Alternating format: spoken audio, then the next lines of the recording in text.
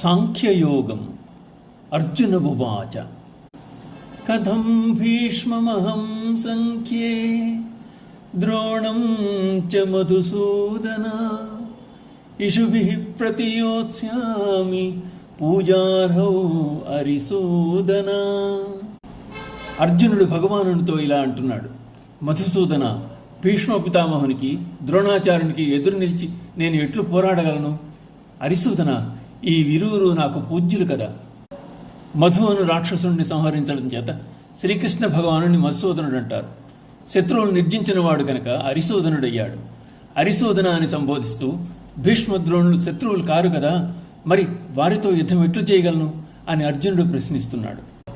భీష్మ పితామహుని యందు ద్రోణాచార్యుని యందు అర్జునుకు గల భక్తి ప్రపత్తులు ఈ శ్లోకంలో చెప్పబడుతున్నాయి. గురువులు పెద్దలు అయిన వారిని చులకన చేసి మాట్లాడడమే మహాపాపం. అలాంటప్పుడు వారిపై బాణప్రయోగం ఎలా చేయగలను? వారిని ఎట్లు బాధించగలను అని అర్జునుడు తలపోశాడు. వారిద్దరూ దుర్యోధనుని తరఫున యుద్ధానికి వచ్చిన వారే కావచ్చు.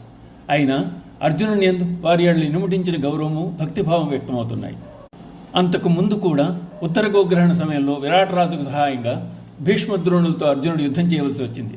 కానీ అప్పుడు అర్జునుని ధ్యేయం గోవులను కాపాడడమే, భీష్మద్రోణులు మరియు ధార్తరాష్ట్రం చంపడం కాదు. ఇప్పటి పరిస్థితి అందుకు పూర్తిగా భిన్నం. యుద్ధం అనివార్యం. అవతలి వాడి పితామహుడైనా గురువైనా ఎంతటి వాడైనా చంపాలి లేక చావాలి. ఆ కారణంగా అర్జునుడు తీవ్ర మనస్తాపానికి గురయ్యాడు. గురూన్ హత్వా హి మహానుభావాన్ శ్రేయో భోక్తుం భైక్ష్యమపీహ లోకే హత్వార్థకామాంస్తు గురూనిహైవ భుంజీయ భోగాన్ రుధిర ప్రదిగ్ధాన్.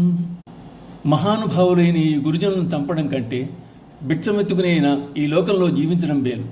ఎందుకంటే గురుజనులను చంపించో రక్తసిక్తములైన రాజ్య సంపదను, భోగములను మాత్రమే కదా నేను అనుభవించవలసింది. భిక్షాటనం చేయడం, భిక్షాన్నం భుజించడం క్షత్రియులకు నింద్యం. అయితే గురువులను పెద్దలను వధించి రాజ్యభోగములు అనుభవించడం కంటే నిషిద్ధమైన భిక్షమెత్తుకుని జీవించుటే మేలు అని చెప్తూ గురుజనులు చంపిన వారి రక్తపు కూడు తినవలను కదా, అది కూడా శ్రేయస్కరం కాదు అని అర్జునుడు తన మనసులో ఉన్న భావాన్ని నిర్మోహమాటంగా శ్రీకృష్ణునికి తెలియజేశాడు. ఓం నమో వాసుదేవాయ.